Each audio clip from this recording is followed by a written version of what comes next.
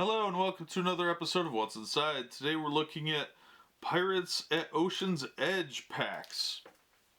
Now each of these is basically a game unto itself. So you can play an entire game based on one pack. They did make special edition box sets that came out that had special stuff inside, but you can play off of just one pack of this. There's enough inside each pack to play. There's dice. There's a couple of ships, an island usually. This is a constructible strategy game. The Pirates did several different ones.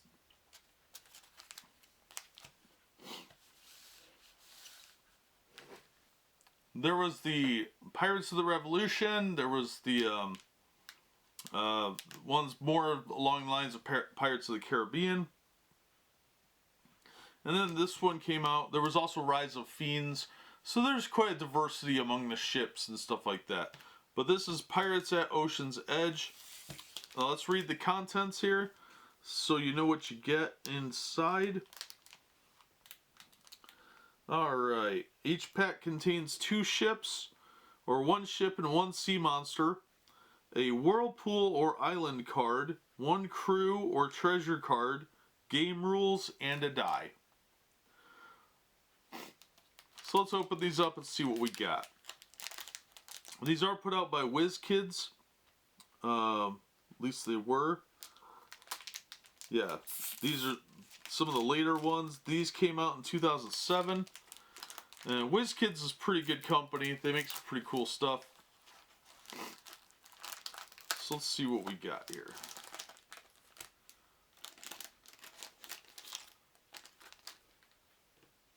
Now, as we can see already, these cards are numbered, so you know which parts go to which ships. So, let's look at the ships first, then I'll show the rules. This is card number 32, and these are pretty thick. They're pretty sturdy, but here's the sails, and here's part of the sides of the ship. And then as you go, you can find the base of it, and it is numbered 32 on the ship itself, so you know which part goes to which ship. And the card itself is numbered on the other side. So all the pieces are marked with the ship number, and you always know which part goes to which ship. This one is the Cat's Claw. If this ship has a captain, crew, she gets +1 to her cannon rolls. And it's got its movement and everything you need to know right here. How many dice or what type of dice you need to use. And it's 9 points for this ship. And so you got your movement and whatnot counters there. And next we have the USS Atlanta. This is number 90.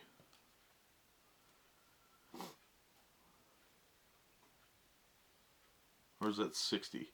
I can't read today. It's 60. Alright, here's the other sheet for that one. It's kind of tucked away. It says the USS Atlanta on it too. And basically all you have to do is punch these out and assemble it. And this one is a Master CPO Charles Richmond.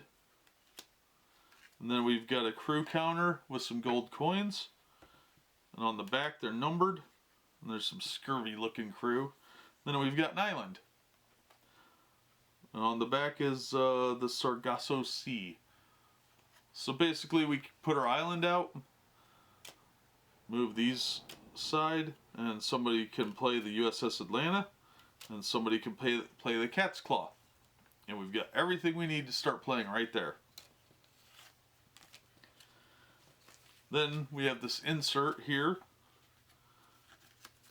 which is just a little advertisement for the constructible. Oh, this is for the online version, which I think is gone now.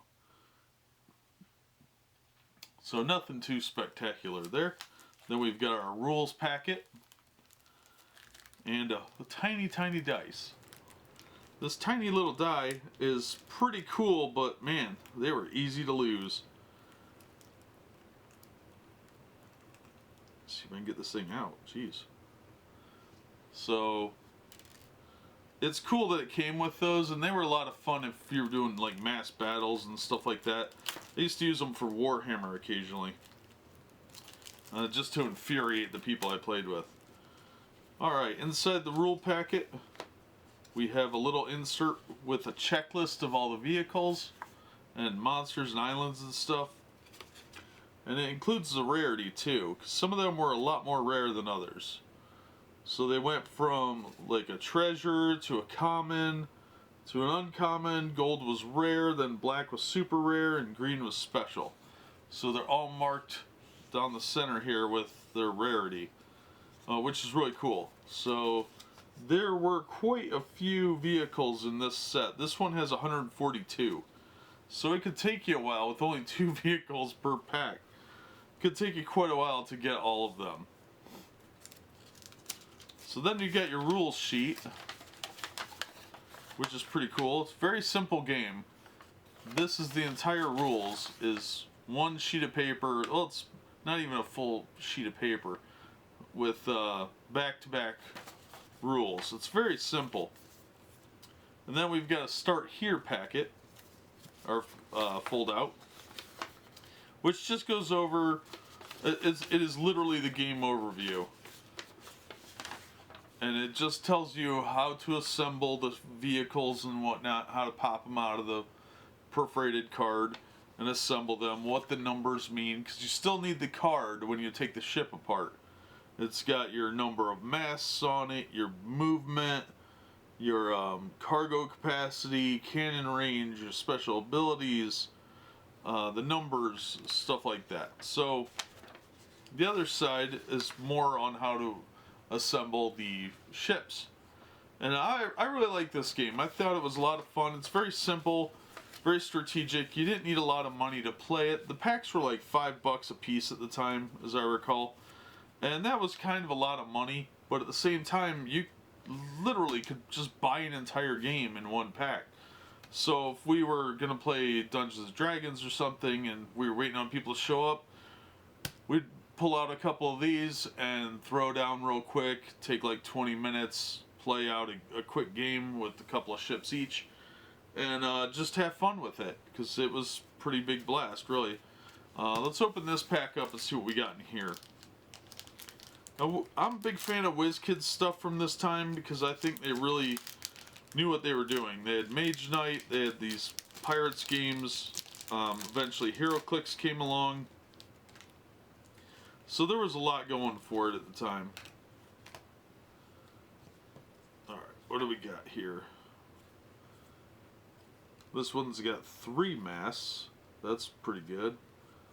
Alright, we've got number 4, which is Juggernaut. It's got 3 cards for it. So that's a pretty big ship. And then our other one, oh wait, we got an iceberg. Ooh, that's cool. There's an island on the front and an iceberg on the back. HMS King John, that's a British ship. This is card number 50. So pretty cool. Juggernaut looks pretty rough. It's got 4 dice for cannon. Then of course we have the same inserts as the previous one. Oh, there's a crew counter. It's a British flag, so the Brit crew. And it's got a helmsman on it. And it's got some rules for the helmsman right there. So that's pretty cool. Not bad. Not a bad pack. There's no point in opening the rules. These are the exact same as the other pack I opened. You get your little die up here, and then you get your rule book with your start here and your checklist. So that's it for this. These 2 boosters, they're complete games, so they're not really boosters, but people call them that a lot but it's got 2 ships in it. I got some decent stuff in these actually. And I got 2 islands, I got 4 ships, a US ship, a pirate ship, actually 2 pirate ships. The Cat's Claw is a pirate ship, and Juggernaut is a different type of pirate ship, because it's got the sideways Jolly Roger. And then I got a British ship. So the King John and the Atlanta, you know, pretty cool. Those are both pretty good ships. And the Juggernaut's good, of course. I think the Cat's Claw is probably pretty good. Looks like his numbers are pretty good. So, got enough to play right there in one pack. And I really like that. It's a nice, simple game. Easy to understand rules. You really don't need anything more than one pack to play with somebody. And it'll be a nice, quick, fair game most of the time. But yeah, you get a couple of these to throw down, or buy one of the starter box sets, and the special edition boxes are pretty cool. They have different ships in them, and they usually start with a pre-assembled ship in the top, so you can kind of get a visual look. You can still find those online. They usually go for about $15 as of this recording in 2017, so they're out there. But otherwise, this is the Pirates at Ocean's Edge game pack.